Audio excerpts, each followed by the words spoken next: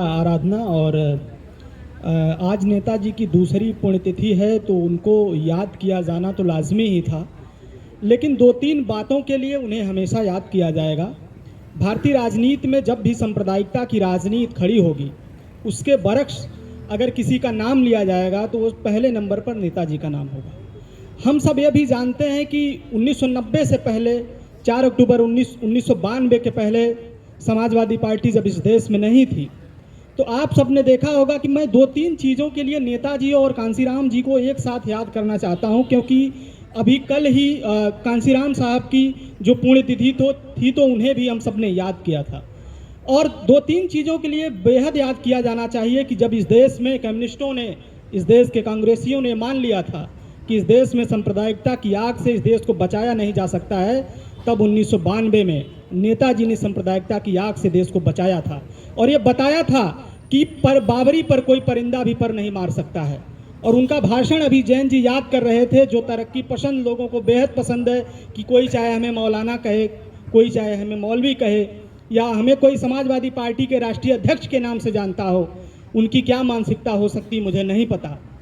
लेकिन हमारी कोशिश रहेगी, हमारी ये कोशिश रहेगी कि हम जो है यहाँ जो जुल्म हो रहा है, जो ज्यादती हो रही है, उसके खिलाफ खड़े हों। इसलिए नेताजी को दो तीन अभी जिक्र आया कि मंडल कमीशन में नेताजी का क्या योगदान है, तो बहुत कम लोगों ने उस बात को देखा है। मैं आप सबको याद दिलाना चाहता हूं कि द हिंदू और इंडियन एक्सप्रेस की पुरानी कटिंग को 1989 के बाद अगर आप पलटना शुरू करेंगे तो नेताजी का भी उतना ही नाम होगा जितना लालू जी का नाम, जितना शरद जी का नाम है। आप सबको ये पता होना चाहिए कि आप सबको पता होना चाहिए कि नेताजी ने अपने कार्यकर्ताओं के सामने बोला था कि जब जनता दल में थे तब भी उन्होंने उत्तर प्रदेश में आह्वान किया था कि दिल्ली पर हल्ला बोलो आंदोलन होगा। और ये हल्ला बोलो आंदोलन की पेपर कटिंग आप इंडियन एक्सप्रेस में देख सकते हैं, जो मैं लगातार कई बार लगा चुका हूं। आप सबको ये पता होना चाहिए कि इस बात के लिए भी नेताजी को याद किया जाना चाहिए कि बाबरी के गिराए जाने के बाद उनको बेहद दुख था और 2016 में उन्होंने अपने इंटरव्यू में दोबारा उसे याद किया कि लोग कहते हैं कि 30 लोग मारे गए थे, इतने लोग मारे गए थे, अगर और भी जाने लेनी पड़ती तो मैं ये करता, क्योंकि संविधान को बचाना था, देश को बचाना था, ये नेताजी हमारे थे। और इस बात के लिए भी नेताजी को याद किया जाएगा कि उन्होंने ये भी कहा कि जब इस देश में जो गैर बराबरी है, असमानता है, जब तक ये इस देश में रहेगी तब तक आरक्षण की नीति लागू रहेगी। तो दोस्तों, नेताजी को हम सब जानते हैं कि 4 अक्टूबर 1992 जब पार्टी बनी, उससे पहले जो कांसीराम साहब और नेताजी का जो गठबंधन था, इस बात के लिए भी याद किया जाना चाहिए कि पहली बार गणरिया समुदाय के लोग, पहली बार चौरसिया समुदाय के लोग भारत की लोकसभा, भारत की विधानसभाओं में चुनकर आने लगे। इसलिए भी नेताजी को और कांसीराम साहब को याद किया जाएगा कि उन्होंने उन बहिष्कृत जातियों को भी समाज की मुख्य धारा में पॉलिटिक्स करने के लिए बताया कि तुम भी इस देश की सत्ता पर, इस देश की कुर्सी पर जा सकते हो। इसलिए भी नेताजी को याद किया जाना चाहिए कि नेताजी ने जब समाजवादी पार्टी की स्थापना की तो बहुत कम लोग इस देश में हैं जो इस बात को जानते हैं कि समाजवादी पार्टी के ऊपर यह आरोप लगता रहा है कि पिछले कुछ सालों में समाजवादी पार्टी ने मुसलमानों के पक्ष में आवाज बुलंद नहीं की है। नेताजी को इसलिए भी याद किया जाना चाहिए कि बेगम हजरत महल लखनऊ के पार्क में पहली बार समाजवादी पार्टी का संविधान आजम खान साहब ने पढ़ा था। नेताजी को इसलिए भी याद किया जाना चाहिए कि जब भी इस देश में मुसलमानों पर जुल्म हुआ तब उन्होंने बोला और उनके लिए लड़ा उन्होंने। और आज भी समाजवादी पार्टी पर लगातार MOI समीकरण का आरोप लगता रहा, जिस पर नेताजी ने कभी इसके खिलाफ नहीं बोला। उनका यह मानना था कि तमाम लोग इस पार्टी में हैं, लेकिन जो इस देश के सामंती लोग हैं, इस देश के जातिवादी लोग हैं, इस देश के जो गैर बराबरी को कायम रखने वाले लोग हैं, उन्होंने कांसीराम साहब पर आरोप लगाया कि वो एक जाति के लीडर हैं, नेताजी पर आरोप लगाया कि वो किसी जात विशेष के लीडर हैं, लालू प्रसाद यादव जी पर आरोप लगाया कि वो किसी जात विशेष के लीडर हैं। लेकिन दोस्तों, 7 अगस्त 1990 को जब मंडल कमीशन लागू हुआ तो वह किसी जात विशेष के लिए नहीं लागू हुआ था, वो 3749 OBC जातियों के लिए हुआ था, जिसमें राजीव गोस्वामी जैसे आत्महत्या करने की कोशिश करने वाले लोग भी शामिल थे, जिनको आरक्षण लागू हो रहा था। इस देश में बहुत कम लोगों को ये पता है कि OBC की इन सारी अपर कास्ट जातियों को भी OBC आरक्षण मिलता है। तो दोस्तों, नेताजी को दो तीन बातों के लिए हमेशा याद किया जाएगा, वो चाहे आरक्षण की नीति हो। अभी जैन जी ने याद किया कि जब रोस्टर का आंदोलन चल रहा था तो नेताजी की उस आंदोलन में क्या सहभागिता रही, समाजवादी पार्टी के सांसदों की क्या सहभागिता रही। सिर्फ हमारे 5 सांसद थे, लेकिन संसद में हमने इस आवाज को कमजोर नहीं होने दिया। सड़कों पर इस आवाज को आदरणीय धर्मेंद्र यादव जी ने लड़ा। इसलिए समाजवादी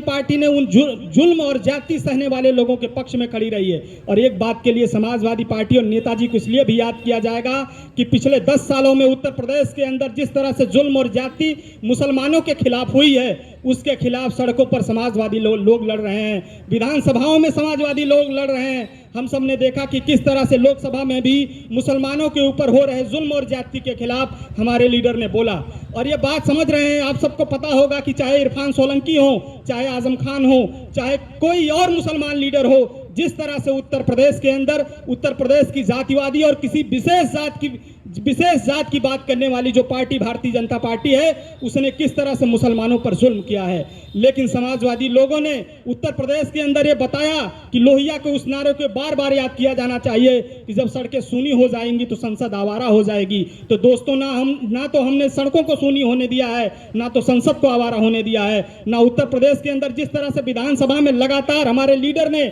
और हमारे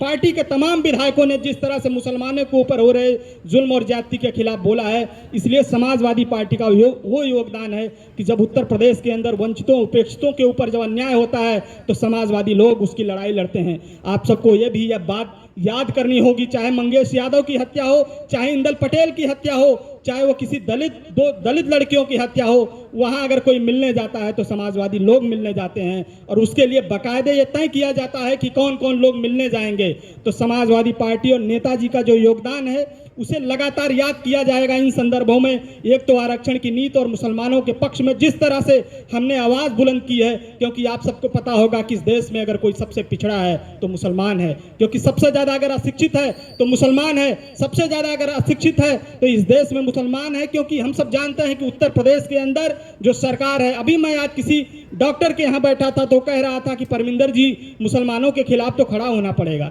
ये नरेंद्र मोदी ने इस देश को बना दिया है कि इस देश का पढ़ा लिखा डॉक्टर भी मुसलमानों के खिलाफ बोल रहा है, वंचितों के खिलाफ बोल रहा है, आरक्षण के खिलाफ बोल रहा है। इसलिए नेताजी के तमाम कामों को याद किया जाना चाहिए। अगर कोई ये कहेगा कि मंडल की लड़ाई नेताजी ने नहीं लड़ी तो हम लोग उसको जवाब इसलिए भी देंगे क्योंकि अखबारों की कटिंग जो है तमाम पड़ी हुई हैं, तमाम अखबार भरे पड़े हैं। अगर जो लोग इस मानसिकता से काम करते हैं, आप सबको एक किताब की याद दिलाना चाहता हूँ। इस देश में किताबें लिखी जाते हैं, आर्टिकल लिखे जाते हैं, उसमें नेताजी का नाम नहीं होता है, उसमें कांसीराम साहब का नाम नहीं होता है, जो कि मंडल के सबसे बड़े लड़ाके 4, 5, 6 लोग थे। हम सब ने देखा है किस लिए भी याद किया जाएगा कि आज जो है जिस तरह से लोकसभा के अंदर बहस चल रही थी वुमेन रिजर्वेशन बिल पर, अगर नेताजी होते संसद के अंदर, अगर शरद जी होते संसद के अंदर, लालू जी अगर संसद के अंदर होते तो दोस्तों वुमेन रिजर्वेशन बिल बिना बंटवारे के इस देश में लागू नहीं हो पाता। हमारी हमेशा नीति रही है कि जब भी इस देश में आरक्षण लागू होगा उसमें कोटे के अंदर कोटा होगा, वो एससी महिलाओं के लिए अलग से आरक्षण होगा, ओबीसी महिलाओं के लिए अलग से आरक्षण होगा और दलित महिलाओं के लिए अलग से आरक्षण होगा और अप्रकाश महिलाओं के लिए अलग से आरक्षण होगा। हम सब जानते हैं कि इस देश में महिलाएं एक तरह की नहीं हैं, इसी तरह एक तरह की ओबीसी जातियां भी नहीं हैं। इसी तरह इस देश में तमाम हम सब जानते हैं कि जब तक ये गैर बराबरी है, ग्रेडेड इनइक्वालिटी है, जो बाबा साहब गैर परत दरा समानता की बात करते थे, उसके खिलाफ नेताजी की हमेशा लड़ाई रही। अभी जैन जी ने बहुत अच्छे से याद किया उनके उस शानदार भाषण को, जिस तरह उन्होंने ये बोला था कि इस देश में जो है जब तक गैर बराबरी है आरक्षण की नीति लागू रहेगी। तो दोस्तों, नेताजी को याद किया जाएगा, हमेशा समाजवादी पार्टी को याद किया जाएगा क्योंकि इस पार्टी ने उनको संसद में पहुंचाया। हम फूलन को भी याद करना चाहेंगे क्योंकि फूलन देवी ने अपने एक इंटरव्यू में कहा कि नेताजी का भला हो कि उन्होंने संसद में हमें पहुंचाया था। और उन्हीं फूलन देवी को जो है किस तरह से इस देश में डकैत बोला गया, इस देश में डाकू बोला गया, जिसको नेताजी ने बहुत भावुक मन से संसद के अंदर याद किया था। तो दोस्तों, मैं नेताजी को पुनः जो है श्रद्धांजलि प्रस्तुत करता हूं और नेताजी को जब तक इस देश में सेकुलरिज्म का इतिहास रहेगा, जब तक इस देश में समाजवादियों का इतिहास रहेगा, तो उन 4-5 लोगों में जिन्होंने जमीन पर रहकर लोगों को बदला है, जिन्होंने चट्टी चौराहों और गलियों में बताया कि इस देश में आप भी जी सकते हैं, आप भी पहली बार ग्राम प्रधान बन सकते हैं, आप सब पहली बार जिला पंचायत सदस्य बन सकते हैं। क्योंकि अभी जैन जी बहुत अच्छी तरह याद कर रहे थे कि 1993 में जब हमारी सरकार बनी तो मंडल कमीशन की सिफारिशें पहली बार नेताजी ने लागू की थी, इसलिए भी नेताजी को याद किया जाना चाहिए। तो आप सब दोस्तों से मैं अपील करता हूं कि समाजवादी विरासत को आगे बढ़ाने का काम करें। नेताजी के सपनों का भारत तब होगा जब इस देश में गैर बराबरी कम होगी। धन्यवाद दोस्तों।